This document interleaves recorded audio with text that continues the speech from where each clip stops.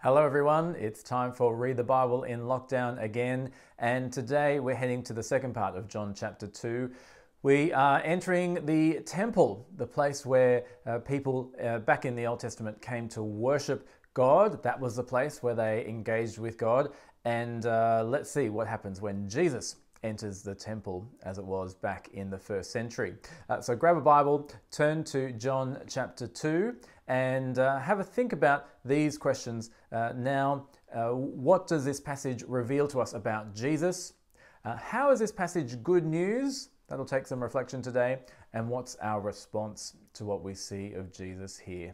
All right, pause this video, have a read of the second half of John chapter 2, and I'll see you straight after. All right, I wonder what you found in response to these questions in the passage. From Jesus, we see his, what I'm calling his deliberate passion. When he sees the people buying and selling in the temple, operating a market where there should be worship of God, he doesn't fly into a rage as we might think. You know, he spends time making a whip out of cords. This is a deliberate act and a deliberate emotion, where he's using his emotions deliberately to teach and to judge in this passage. We also see in Jesus some insider knowledge, knowledge of what will come, namely his death and resurrection, and knowledge of what's inside each person. He's got that because he's God. He knows what's inside everyone's heart. How is this good news?